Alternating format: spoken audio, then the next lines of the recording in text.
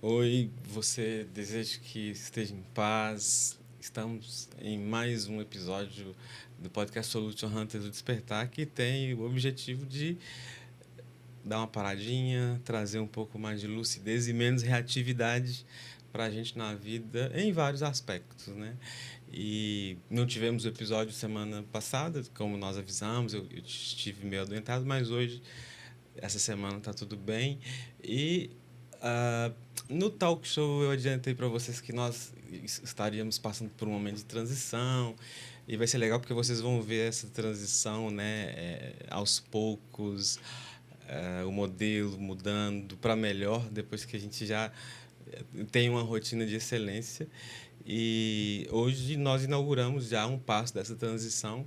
Eu quero apresentar para vocês uma companheira de trabalho, né? Não é parceira, não é sócia, eu gosto de falar companheira de trabalho, porque os objetivos, as intenções são idênticas e ela estará comigo e com a filha, Ana Luz, também, na coprodução desse podcast, a Shirley Teixeira. Seja bem-vinda, é um prazer ter Obrigada, você nesse Rafa. lugar.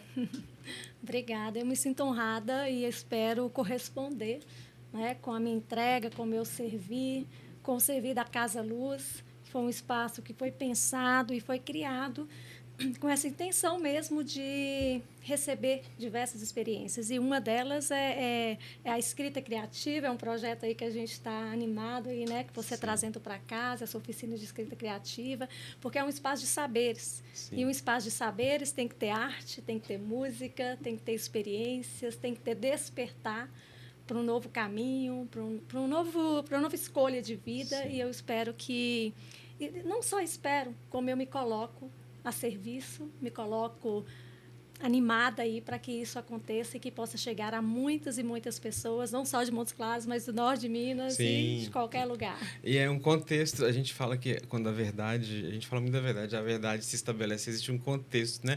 A Chile, se vocês se lembram, veio aqui primeiro em um episódio para falar de desenvolvimento humano, depois nós fizemos um talk show para falar da Casa Luz, né? Porque é um projeto que também me encanta e eu encontrei meu lugar lá também. E a verdade acaba que desemboca nesse companheirismo agora, né? Nessa coprodução. Sim, e muito bom. Acho que a gente tem muito para oferecer. Sim. E quando a gente une as forças e as intenções, todos ganham, né? Sim. E a gente tem crescido com isso. Sim, também. Com certeza. Toda a equipe tem crescido, toda a comunidade. Sim. Com a nossa entrega. Né? Sim. Muito agradecida. E a gente está aqui hoje, né, para falar um pouquinho, já assumindo aí esse papel de coprodutora junto com o Rafa, uma responsabilidade, e me sinto aprendiz nesse processo, né? Me coloco de forma muito aberta e satisfeita para a gente poder conversar aqui um pouquinho. E com a presença da Jéssica que vem aí falar um pouquinho dela, do Rafa, dessa compreensão que eles têm da experiência, do que arde dentro deles, né, no campo da literatura, no campo da escrita, porque a gente tem muito para oferecer lá na casa, então a gente quer entender, eu particularmente quero entender um pouquinho mais de como se dá esse processo de escrita. E eu começo aí ouvindo a Jéssica, bem-vinda, Jéssica, aí a esse projeto. E eu achei interessante que a gente sabe que o Instagram é aquele lugar que a gente visita um pouquinho, né? A vitrine, onde, de certa forma, a gente conta um pouquinho o que a gente gosta de fazer, nossas escolhas. Por mais que, às vezes, pareça que tem algumas coisas que não combinam, né? Essa ideia de Instagram, né? Nem sempre é verdade, mas é ali também que a gente encontra verdades, né? Principalmente quando é alguém que está ligado à arte, à criatividade, à música. Então eu acho que é verdadeiro, né? O que aparece ali, a poesia, tudo que representa você. Então esse Instagram seu aí já é essencial, né? Então fale pra gente aí essa essência aí que representa a Jéssica e seja bem-vinda. Obrigada. Eu queria, assim, agradecer o convite, primeiramente, né? Eu fico muito lisonjeada de estar ao lado de pessoas admiráveis. Pessoas que agora eu estou conhecendo também, como Rafa, Chile eu já conheço, já admiro também. E, assim, de ter a oportunidade de falar de uma coisa que eu gosto muito, que é a escrita. E quando você fala do Instagram, eu acho que pode ser que seja um quinto do que eu sou, assim.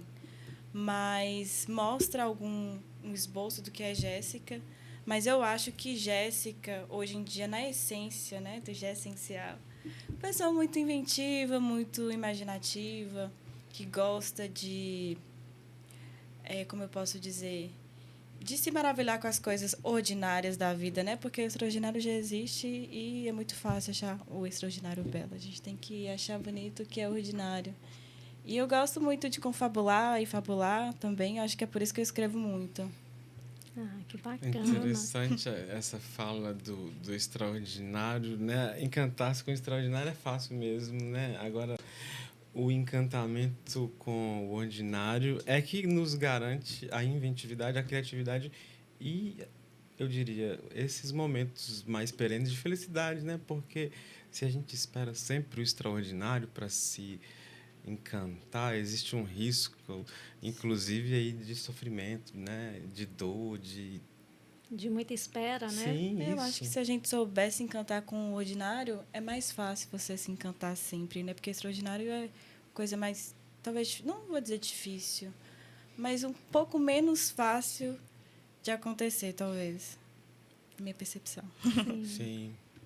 E a gente vê aqui, né, ó, estudante de letras da Universidade Estadual de Montes Claros, o dom das palavras, escritora, poeta, envolvida com as músicas, né, já participou aí de diversas atividades, uma forma de expressar aí na cidade através de projetos, expressa-se pela música, vários projetos. Você pode até falar mais um pouquinho aí, eu achei bacana o grupo Dona Lena, né?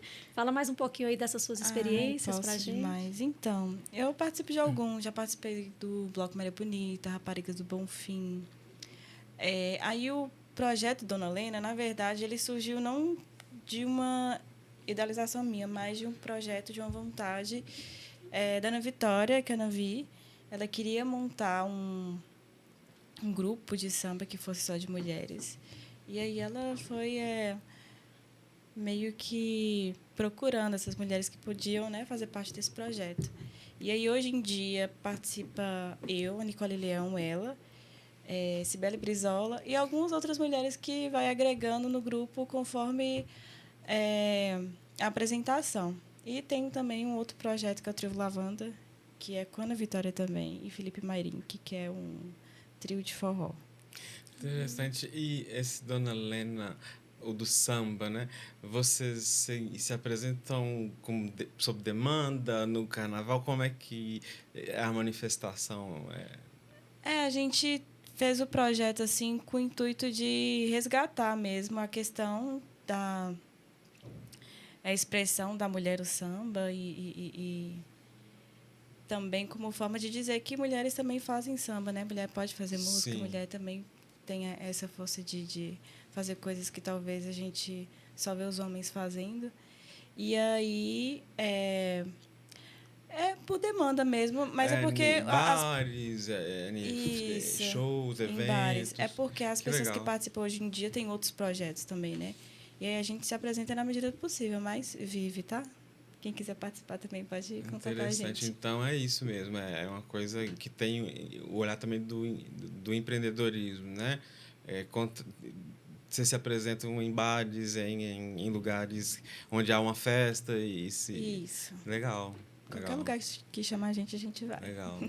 Bacana que a arte ela vai se comunicando, né, Sim. Rafa, de diversas formas. E o que eu acho mais bacana, que é um pouco da proposta da Casa Luz, é que várias expressões se encontrem. Você, por exemplo, psicanalista, né, traz aí uma imensa experiência de outras áreas também, de outros trabalhos, e vem com a literatura, como Sim. escritor, né, como professor. Apresenta, fala mais um pouquinho aí desse Rafa, escritor e professor.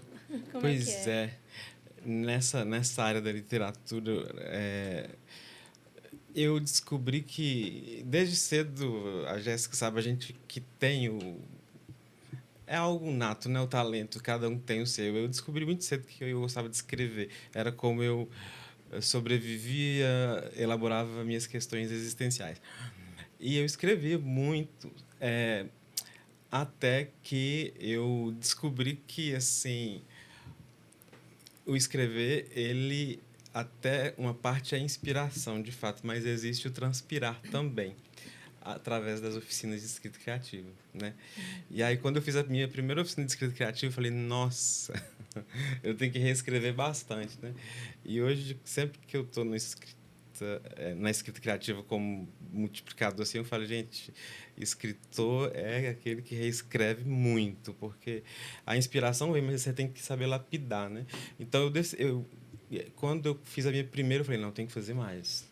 Legal. Aí fiz uma no Rio, fiz um em Belo Horizonte e decidi fazer o curso de dramaturgia do Galpão em Belo Horizonte, porque apesar de não ser muito da minha praia escrever teatro, eu queria conhecer para trazer para o meu currículo, né?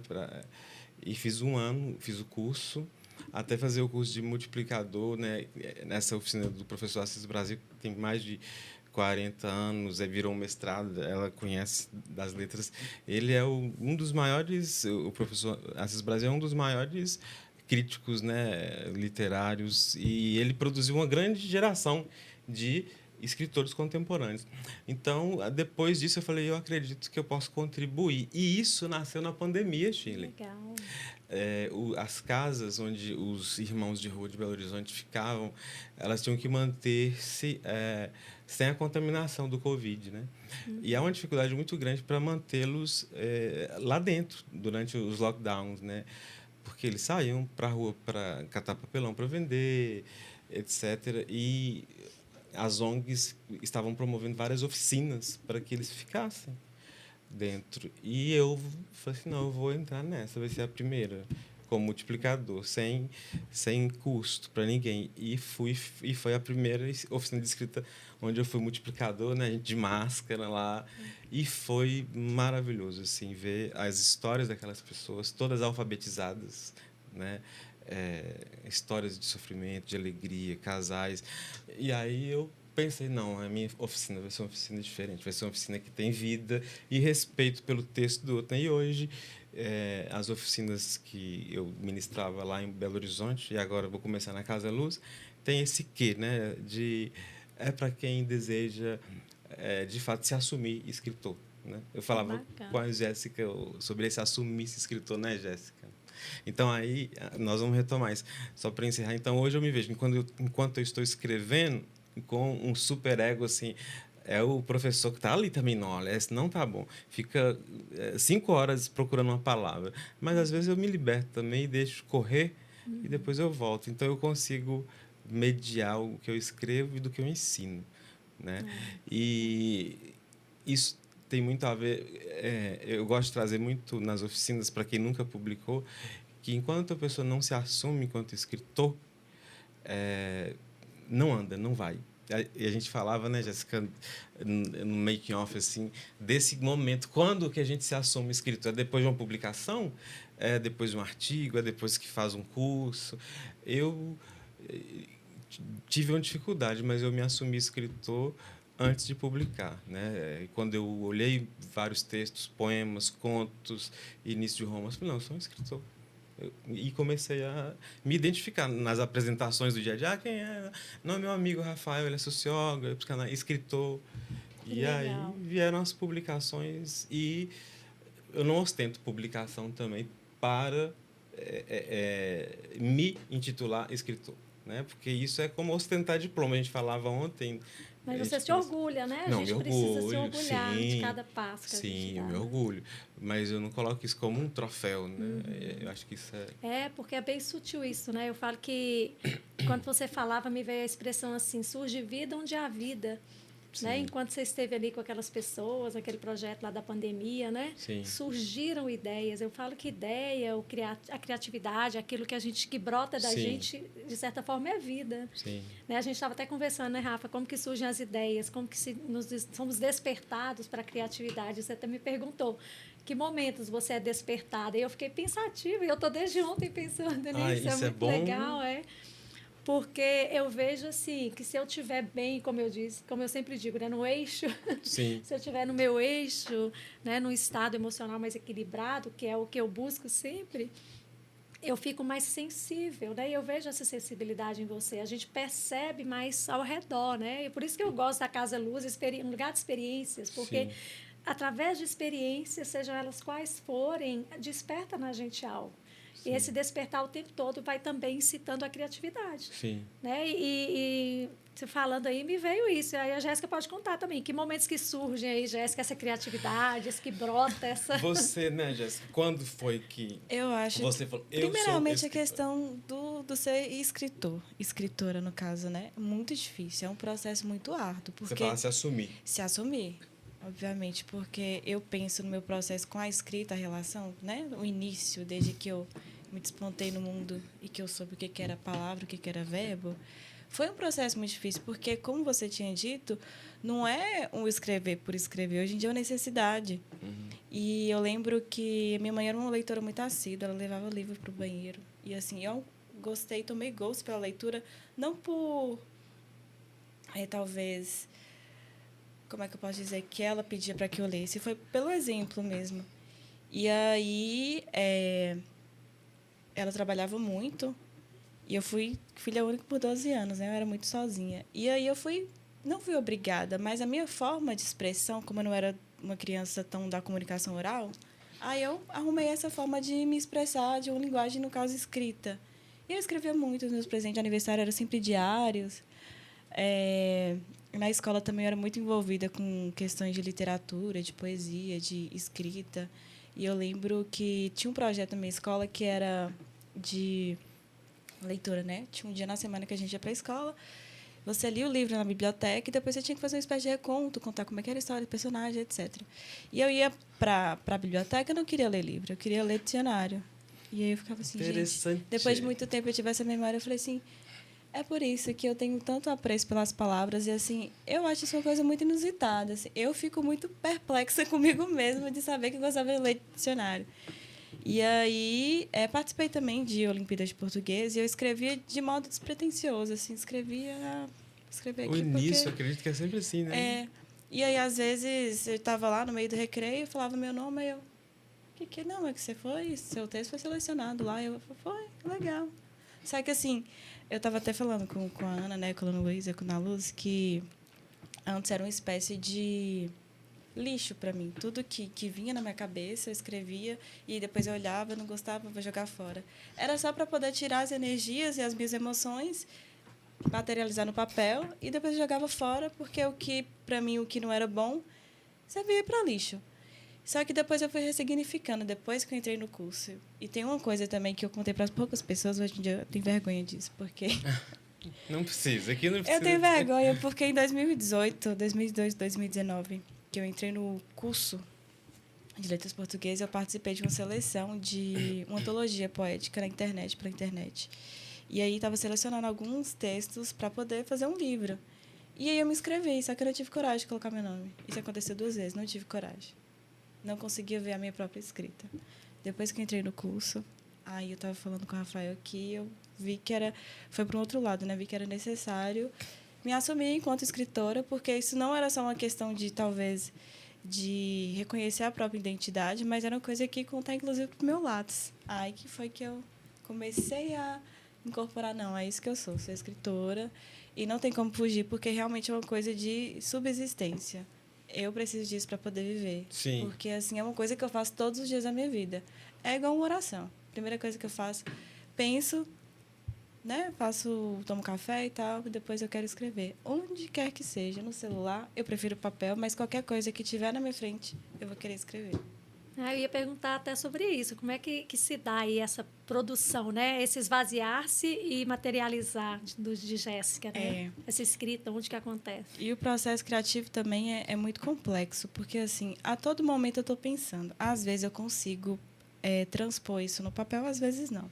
Mas, ao mesmo tempo todo, estou pensando. E aí o processo criativo que você estava dizendo é muito difícil também, porque é um exercício. Eu gosto sempre de citar uma situação que eu vivi, que eu participei de uma oficina de cordel de literatura popular em 2022, com um poeta que chama Manuel Cavalcante. Ele veio lá do Rio Grande do Norte para poder dar uma oficina aqui. Uma parceria que eles fizeram com o SESC, uma professora da Unimontes. E aí, no meio da oficina, a gente tinha que fazer uma coisa muito simples, que era escrever uma trova, que era um estrofe com 4 versos, e pelo menos 2 tem que rimar.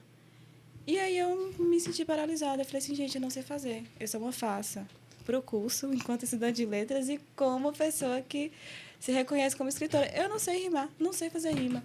Mas eu fiquei, assim, travada porque eu estava muito acostumada a escrever em versos livres e brancos. Estava acostumada com um certo tipo de escrita, né? Com certa forma. Na poesia, né? E aí eu fiquei travada. Eu falei assim, gente, não sei.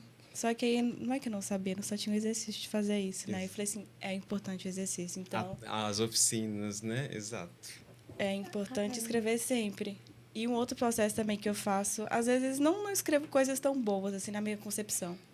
Mas quando eu não tenho ideias e a minha criatividade ela não está tão aguçada e aflorada, eu começo a descrever as coisas ao meu redor como se fosse espécie de diário. Eu estou aqui sentada, tenho um copo, tenho uma mesa, tenho uma cadeira, tenho um livro. Começo a descrever. E instantaneamente já vai floreando coisa na minha cabeça e eu já estou numa história totalmente à parte do que eu estava pensando antes. Funciona, para mim funciona. Gostei. Eu ia falar isso, né? Das estratégias diversas que os escritores usam, né? Sim. Inusitadas. E é legal isso, cada um tem a sua. E a sua, Rafa? A minha é basicamente eu preciso de calma, sabe? Eu demorei muito para começar a escrever no computador, mas ainda assim, às vezes... Porque tem uma exigência, como inicialmente a Jéssica falou dela, né? A dela era exigência quanto à qualidade, quanto à perfeição, né? Então, ela tinha medo ali de não ser aceito aquilo que ela produzia. Não, eu no sempre seu caso, fui é muito... mais exigência? Não, eu sempre fui muito... Sempre me assumi muito nesse papel de eu gosto e sou e vai. Mas as oficinas de escrita, elas me fizeram mais técnico, sem deixar a ternura, claro, né? Como ela falou. Eu sou muito o cara da pausa, né? Assim, eu preciso encontrar a palavra perfeita. E aí, o meu processo é de reflexão mesmo. Eu estou escrevendo, eu paro, eu não consigo, eu não avanço, paro e vou testando uma palavra ou outra, porque às vezes é uma palavra mesmo que não está fechando aquela frase, aquela oração para pegar, né, o leitor. Com a mensagem que você sentiu primeiro. Isso, e eu sou da introspecção, né? Você já deve ter observado, eu sou da introspecção, falo bastante com poucas pessoas, pessoas da intimidade, mas eu sou muito da introspecção, então a minha é a pausa, eu preciso de pausa, tanto que no meu escritório, quando eu estou escrevendo, assim, as pessoas da intimidade respeitam, ninguém... Então, por exemplo, esse exercício da descrição que ela falou, né? É uma coisa que talvez que eu tente, mas eu sempre falo de pausa, né? Eu não consigo acelerar. É como o ritmo das coisas estão acelerando. Então, a pausa, para mim, é sempre um lugar de encontro. Na literatura, igualmente, eu preciso de pausa. Nesse momento assim de silêncio, Sim. né? Mas surge alguma ideia em momentos assim inusitados ou não? Inusitados do nada? Surge no carro, surge na hora que está namorando, surge na hora que está almoçando com os pais. Eu sempre estou com papel por perto. E tem essa coisa que o pessoal está usando o celular, né? Usa o celular para grava um áudio. Eu não acostumei. Eu sempre tenho um bloquinho de nota, alguma coisa, e surge alguma coisa, eu vou lá, escrevo. Aí eu digo assim, que se eu morrer hoje, alguém vai entrar no escritório e vamos fazer um diário de notas, porque tem nota para tudo quanto é canto. Eu sou assim também. Eu crio muito, não como escritora, né? Mas crio atividades, crio exercícios para os clientes. Sim. Enquanto eu estou vendo um filme, eu tenho até dificuldade de assistir o filme completo, porque eu já corro e vou pegar um papel para eu anotar. Interessante. Eu fico fazendo faxina, eu estou criando, fazendo almoço, eu corro, tenho uma ideia. Mas engraçado que essa questão que você disse da pausa, a descrição para mim é a pausa, porque a minha cabeça ela funciona, tem muitas abas abertas. Sim. E aí quando eu paro para poder tentar descrever, para olhar para as coisas devagar e escrever minuciosamente tudo que está à minha volta, eu consigo ter pausa. Porque se eu só desemboco a escrever, eu não consigo. Agora, quando eu paro e vejo, esse copo ele é redondo, né? O formato de uma xícara é preto. Aí eu consigo ter essa pausa para poder escrever. Porque, caso contrário, fica isso aqui cheio de coisas escritas de forma aleatória. Assim, né? Eu preciso mesmo da pausa da reflexão, de entrar para dentro e lembrar. E tem uma coisa interessante, que você falou do seu... Né, da psicopedagoga, da terapeuta sistêmica, enfim. Enquanto psicanalista, alguns analisando já falaram, mas você é o primeiro psicanalista que eu vejo que escreve, que toma nota. Eu falei, porque você deve ter ido em dinossauros, né? Aí lá na frente eles entendem. Quando eu falo, então a Joana, ela melhorou isso 4 meses atrás, eu te falei isso. Não, eu me lembro, né? Eu olho, está escrito, sua história está aqui. Então, é uma história que é respeitada, com muito sigilo e guardada. Então, assim, porque é da ortodoxia psicanalítica não escrever, não fazer, evoluir, né? Prontuário, né? E, na verdade, como que você vai conhecer tantos analisandos, clientes, pacientes, na intimidade para cuidar, se você não escreve a história dessa pessoa de alguma maneira, né? E a minha é escrevendo. E eu não uso computador, em prontuário, o meu eu tomo nota mesmo. E isso reverbera até na minha prática psicanalítica. Sim, muito legal. Né? Ô, Rafa, estou lembrando aqui, quando você disse desses centrais, Jéssica também falou um pouquinho do pausar, do silêncio, né? Eu até trouxe esse livro aqui, porque eu sou apaixonada por ele, dos limites internos, né? E ele fala que às vezes a gente precisa deixar espaço para a musa inspiradora chegar. Uhum. E às vezes para a musa chegar, porque ele é um escritor, ele relata as dificuldades dele, né? Ele dá até nome para o que boicota, que é a resistência, com R maiúsculo, né? Sim. Se a resistência chega, ela atrapalha. É muito interessante ele falar do processo dele de escrita enquanto ele escreve roteiros de filme, né, cinema. Sim. E ele falando assim, que tinha que sentar, que ele criou inúmeras estratégias, inclusive de roupas, né, de não ter a roupa ali por perto para ele não poder sair. Então, que ele tinha que sentar para até a musa inspiradora chegar. Sim. Então, às vezes, quando você se torna ou profissional, como vocês relataram, né, se assumirem escritores, vocês estão se assumindo profissionais da escrita. Sim. Então, de certa forma, tem que ter cuidado com as distrações. Muito e cuidado. vai exigir hábito, né? Vai exigir Sim. uma postura, uma decisão ali, Sim. né? Como é que Nossa, é eu pra acho que eu vocês? faço o movimento contrário ao dele. Eu acho que eu vou atrás da musa. Eu não tem como esperar, às vezes. Falo assim, olha, me diga onde você está, que eu vou te buscar. Eu vou até ao seu encontro, porque às vezes não tem como esperar, realmente. Porque se você ficar esperando, às vezes você fica estagnado. Então, eu acho que eu prefiro às vezes o esperar, talvez, que ele queira dizer, é esse esperar desse ócio produtivo, de procurar dentro. Talvez você procure dentro se movimentando, ou talvez procure fora se movimentando. Mas no meu caso, por exemplo, eu entendo o que ele diz. Eu procuro dentro, assim, eu lembro do meu dia, eu lembro que estive com a Shirley ontem numa reunião, e me lembro, né, na semana passada que adoeci, e aí isso, em algum momento, a musa aparece. Então, há um movimento. Estar aberto, né? Como se estar aberto. Os dois receber. processos. Acho que tanto... Os dois são de busca, na verdade. Acho que talvez um de mais ativa, né? E um de uma busca mais eu acho que tem aberta. A ver com o que a gente é, assim, né? Aí eu volto a dizer da essência. Eu gosto de me movimentar. Sim. É a forma que eu tenho de me sentir viva de alguma forma. Até na minha escrita é assim. É muito relacionada à questão dos sentidos e de tentar, de alguma forma, se movimentar, não importa de que maneira seja. Mas o seu movimento, você percebe que às vezes ele é mais, como você falou, sentidos, né? Mais externo mesmo? Não, é interno. É interno. É mas você precisa de reverberância no mundo externo precisa também. de lampejos do externo para poder o que está aqui dentro sair para fora. Meu movimento é mais interno. Eu E entendo quando ela diz... Né? Eu estou entrando na conversa suas, mas é interessante a gente pensar, porque me veio aqui a linha tênue, né? Entre que ele tem esse outro livro dele, ele fala ser amador e ser profissional, que eu fico encantada com isso, quando ele vai descrevendo quando a gente está na postura de amador. Sim. E é muito interessante. Ontem meu áudio foi até baseado nesse livro, no grupo lá, né, da comunidade. Ser profissional, às vezes, tem um texto aqui que ele até fala assim, que o jogador, quando ele é comprometido, ele toma 2 aspirinas e vai, mesmo machucado.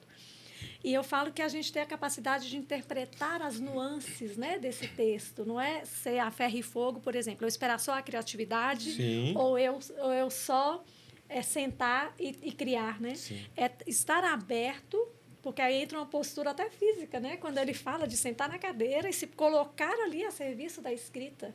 Então, eu me coloco a serviço da escrita para que a musa chegue.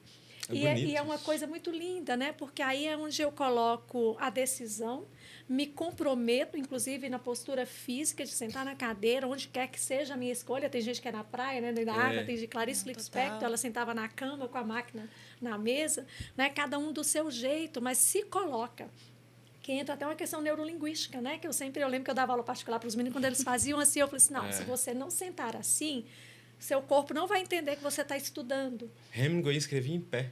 Olha só, pois é. Então, é isso, né? É essa liberdade de ser você, no sentido da forma que você capta as informações aí da musa. Sim. E, ao mesmo tempo, se coloca como profissional, para realmente aquilo que é forte em você, que é da sua criatividade, se materialize, né? Porque aí serve para muitos. Interessante. Não, sim. Serve para muitos, a gente, né?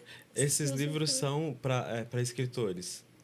Ele fala do processo dele de escrita, é muito lindo. Eu já conhecia através de um curso da Lúcia Helena que tem na internet, no YouTube. Aí ela fez a nova edição, ela fala aqui no prefácio. Interessante. Que ela fez uma entrevista com ele e, assim, é fantástico. Esse livro não tinha mais, ele tinha sido esgotado, aí teve o relançamento a partir da Nova Acrópole, né? Uma intervenção aí da professora. É isso que eu falo, tem muita produção nesse sentido da técnica, né? As pessoas, quando entram, entendem que são escritores, eu acho que o segundo principal passo, depois de saber que se é um escritor, que você tem que melhorar sempre. Isso, e as lutas, né? Porque ele fala muito da resistência, ele dá nome, né, para um ser, que é a resistência, mas as resistências que nos atrapalham a fazer desse processo criativo algo profissional, Sim. não ficar no amadorismo. Né? Porque a gente já tem as resistências, como você disse, né? Eu não quis pôr meu nome, então a gente já tem os próprios bloqueios, né? O receio de colocar aquilo que eu tenho, de ofertar, que nós falamos da xícara, o café, Sim. né? Essa é a xícara que eu tenho, né? Esse café que eu sirvo. E, às vezes, aí ele fala muito da reclusão também, às vezes do próprio exílio, né? Dele se recusar a muitas distrações, a decidir um ano fazer isso, até que saísse a produção dele. Existem muitos mesmo escritores. não sendo acolhida pela sociedade, Sim. não sendo aplaudida. Mas é muito linda essa história de resistência, no sentido de resistir à resistência. Interessante, sim. Porque exatamente, ele se recolhe, ele dá tudo o que ele tem e ele não precisa dos aplausos, né? Ele colocou-se a serviço daquilo que o movimento faz viver. Isso é que é interessante. Eu acho que é nesse momento que a gente se encontra escritor. Eu escrevo independente de... Perfeito, exatamente. Independente de... Eu acho que para além da fruição, né, quando você fala da questão de ser profissional, é quando você perguntou para o Haroldo Pereira, né? Com que você trabalha? Eu sou escritor, mas com que você trabalha? Eu sou escritor. De ter a convicção de falar assim, eu sou isso, sou escritor, e esse é meu trabalho. Sim. Porque quando é só fruição, você não tem... Volto a dizer no meu exemplo, não façam isso. De não bancar mesmo essa questão da identidade, falar sou escritor, porque assim, eu não tive coragem de colocar meu nome, então já é uma espécie de fuga da pessoa que eu mesma sou. Então, assim, estava fugindo de mim mesma. Mas do ser profissional, acho que realmente é muito importante. É importante, sim. Isso é que nem eu sempre falo, eu estou escrevendo para conjurar o livro, né? Mas então, você está indo para o terceiro livro, né, Rafa? Conta para a gente esse processo aí, bacana. Está sendo mais exigente ainda, é isso que eu falo. Quanto mais eu olho para o primeiro e vejo quanto que eu evoluí depois que escrevi o segundo. Tem um amadurecimento, sim. né?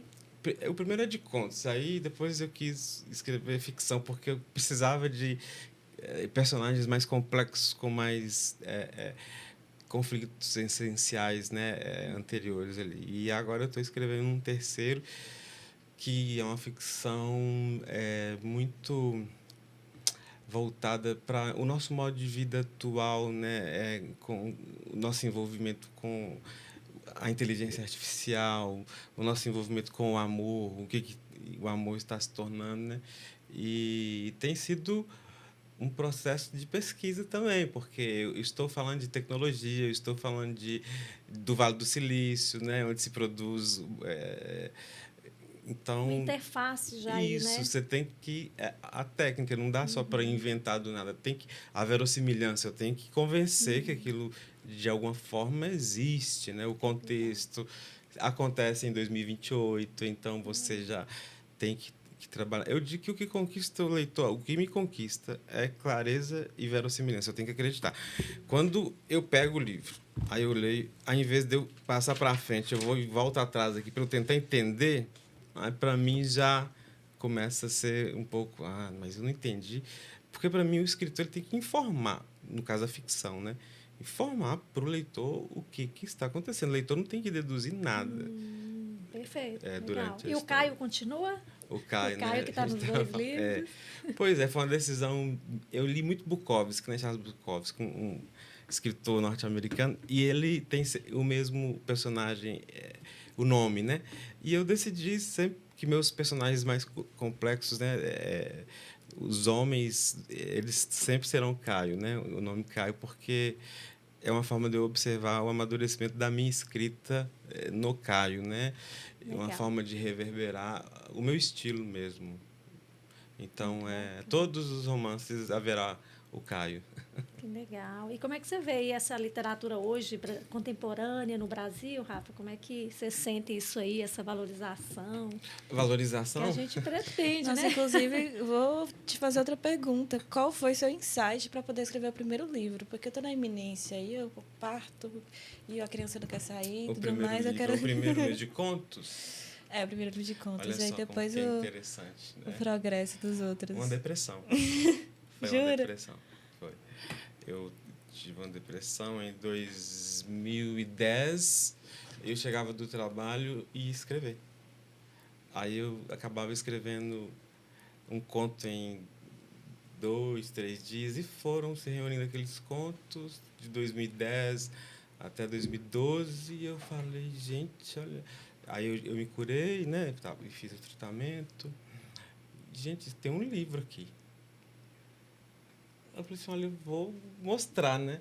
E aí, uma editora lá de São Paulo, o Print, a gente fez uma negociação, eles gostaram, e era para publicar em 2013, só que havia a Bienal de Minas em 2014 e eles não tinham nenhum escritor mineiro para lançar alguma coisa. Eles falaram, você espera até 2014?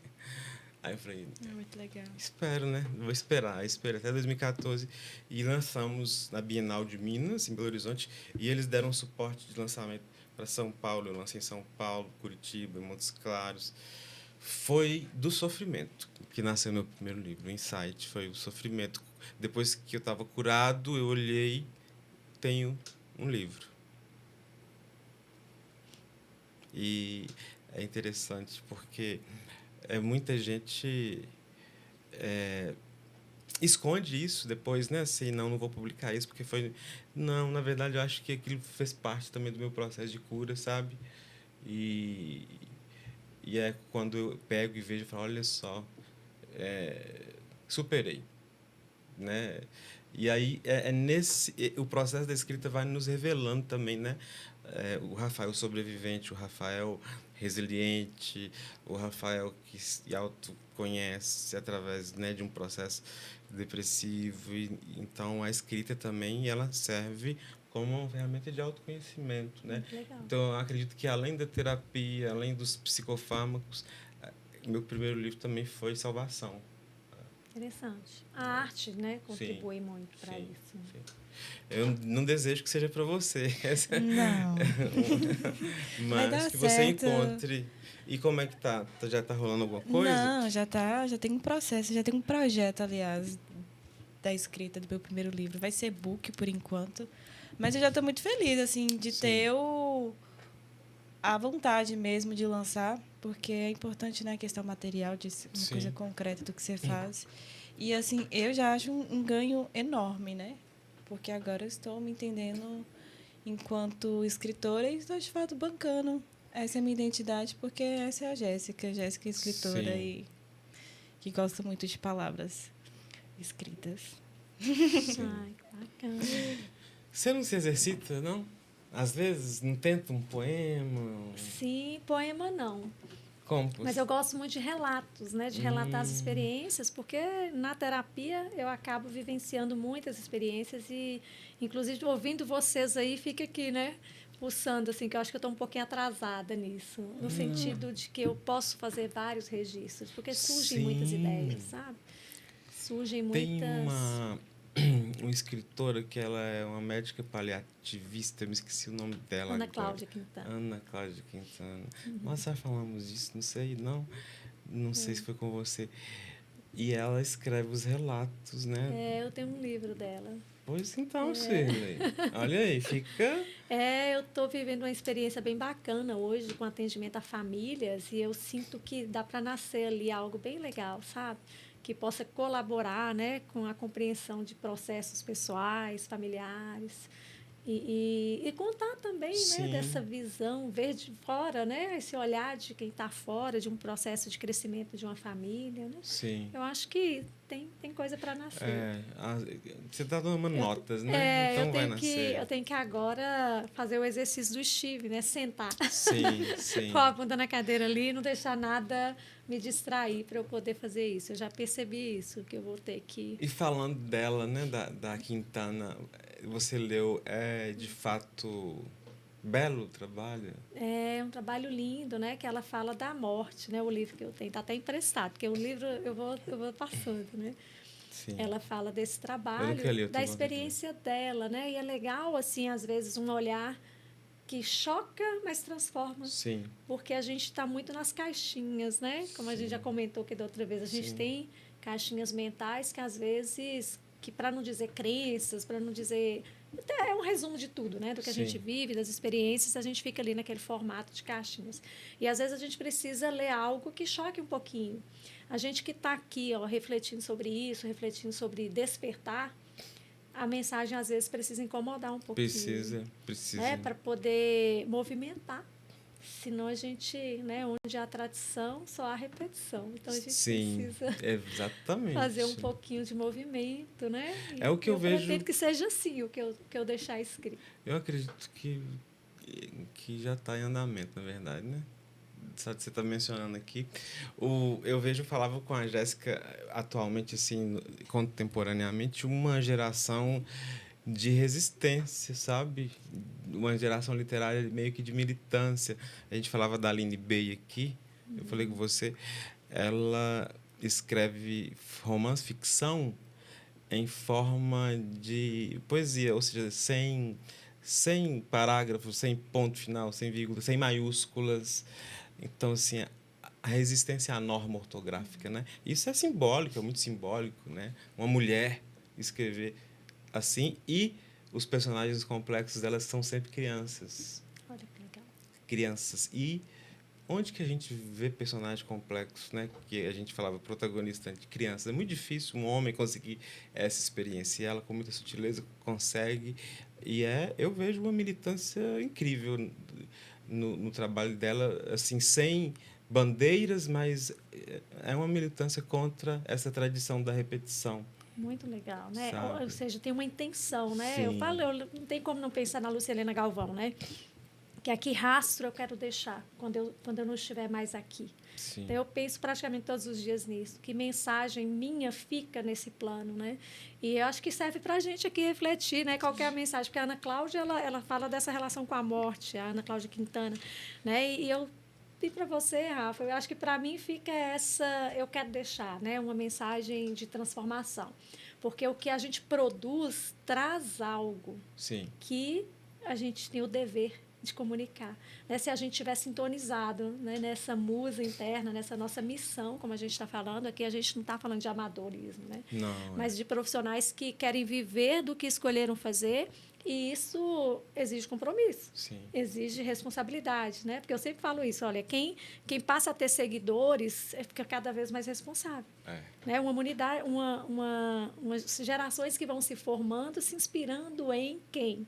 Né? E se a gente quer ser alguém que se inspira, né? Que mensagem quer deixar? O que você quer deixar na sua produção aí, Rafa? A necessidade de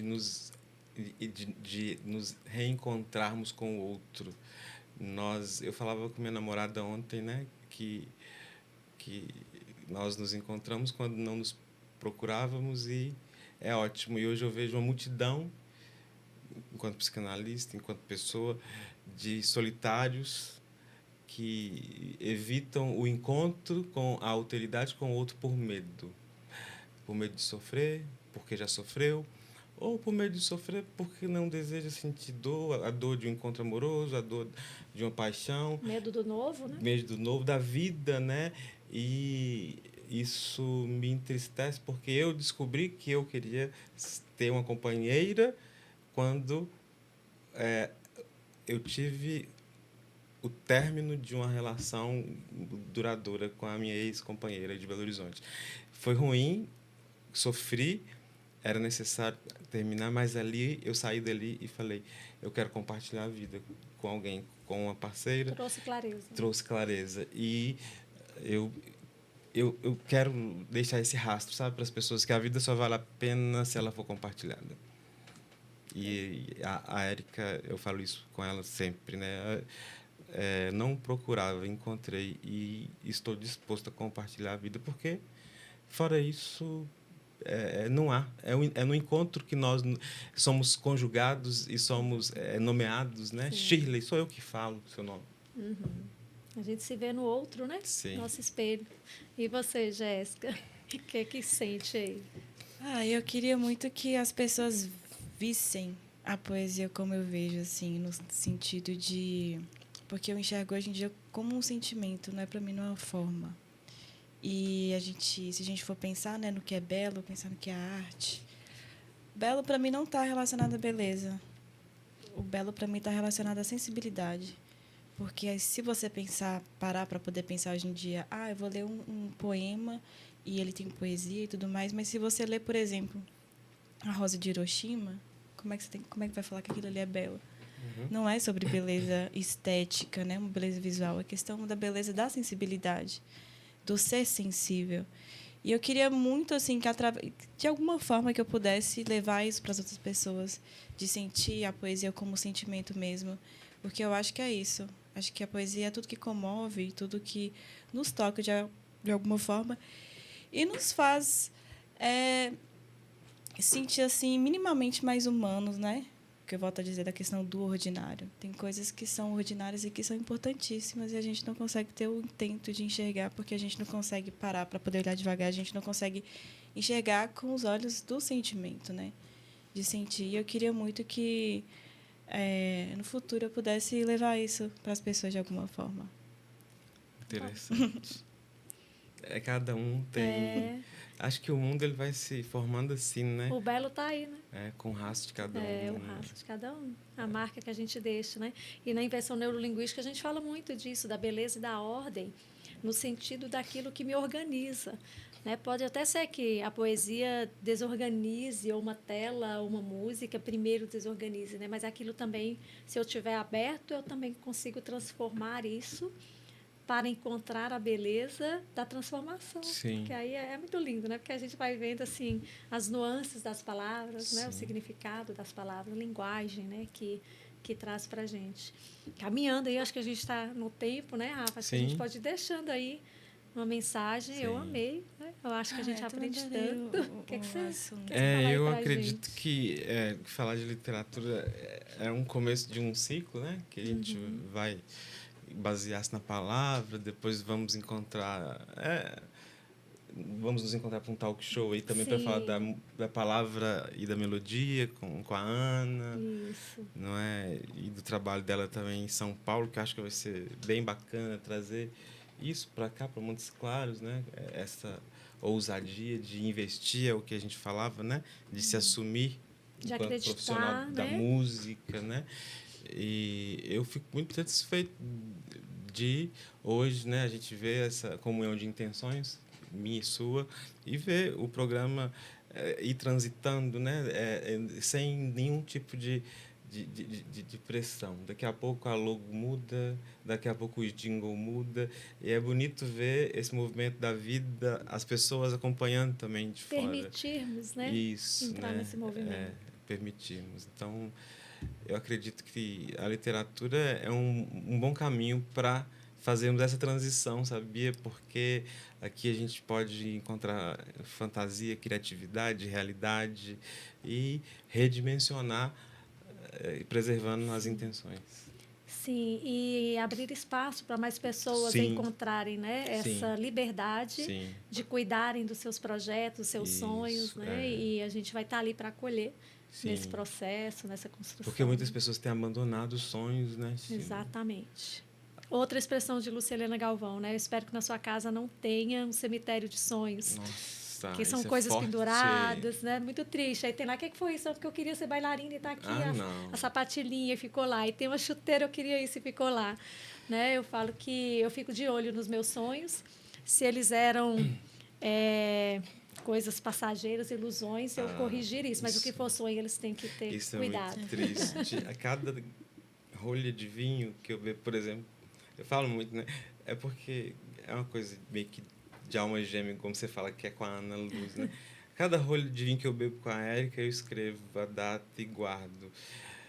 Foi vivido. Exato. Aí imagina ter um vinho valeu, lá parado na adega. É como você falou, a bailarina, porque não foi a bailarina. Exato. Né? Aí fui no deserto, trouxe um pouco de areia do deserto. Ah, porque você quis ir, você pegou a areia ali no depósito? Não, esse deserto, do deserto, do onde eu fui. Eu vivi. Eu vivi isso ali. Eu gostei dessa fala, nada de cemitério de sonhos. As pessoas estão com medo, porque existem muitos não, né, Jéssica? Assim, antes de você publicar, por exemplo, um livro, as resistências vão aparecer. E as pessoas, às vezes, desistem rápido. Eu não sou muito de desistir, não, né? Sim, tem 2 próteses aqui. Não podemos, e agora que a gente está aqui, a gente é modelo. É verdade. A gente é modelo, a Casa Luz é um lugar para não ter resistência, é um lugar para se inspirar, um lugar para a gente trocar, né, forças, experiências e olhar para o que não deu certo também, ressignificar. Né? Não é só aquilo que deu. E esse podcast que nasce é para isso, né? Para as pessoas terem... Não é um motivacional, é um podcast, eu acredito, para incentivar as pessoas a criarem olhar para a realidade. Isso. A criar uma realidade que seja sustentável. Isso. Como eu cuido dela. Exatamente. Muito bom. Sim. E aí, sua mensagem, Jéssica, o que fica? Nossa, minha mensagem para vocês. E eu quero que seja também uma coisa que a Casa da Luz possa oferecer, e que eu vou usar, inclusive, das palavras do meu amigo, muito amigo, íntimo, inclusive, do Antônio Cândido, que ele fala que... É ótimo. Muito bom. Que a literatura ela deve ser um direito fundamental, porque eu acho que ela tem esse poder de transformar a gente, né? Eu acho que todas as pessoas elas têm o direito de ter acesso à literatura, porque todo mundo tem o direito de, em algum sentido da vida, se sentir transformado. E, assim, independente de cor, de raça, de gênero, não importa. Eu espero que ofereça mais atividades na Casa Luz, de literatura, de escrita criativa, de adjacências à poesia e da escrita, porque eu vou adorar participar. Podem contar comigo. Sim, bom saber que você estará conosco lá, né? A gente vai iniciar um curso de escrita criativa lá em setembro, né, Chile? Para iniciantes, nada muito avançado, para as pessoas que querem um dia publicar ou não, que querem se aperfeiçoar e vai ser uma coisa de coração mesmo. Eu digo de coração porque uma das experiências da minha vida das quais eu mais me orgulho foi daquela oficina de escrita criativa para aquelas pessoas que não tinham onde eu morar. Imagino, que delícia que deve ser esse processo, porque não só para ser escritor, né? Mas eu me vi aí também fazendo esse curso, num processo de conhecer aquilo que eu sou capaz de manifestar. Porque às vezes está tão cheio aqui, tem tanto... E eu posso ter a oportunidade de tirar um pouco disso, né? E reverberar de outra forma, porque quando você entra no processo criativo, eu falo que eu penso numa coisa, daqui a pouco virou um evento, daqui a pouco virou uma atividade para um cliente. Então, as coisas vão ganhando forma quando você dá início, Isso, né? E eu falo com orgulho mesmo, porque era um momento onde eles não eram invisíveis, sabe? Então... E daí para diante, eu nunca mais vi uma pessoa que mora na rua como uma pessoa invisível. Foi, de fato, algo do que me orgulho muito. E eu até me emociono, porque isso não deveria acontecer, né? Uma pessoa não ter onde viver. Mas são as realidades e nós estamos aqui, né, cuidando de nós para a gente poder cuidar melhor. Cuidando dos nossos sonhos, dos nossos projetos.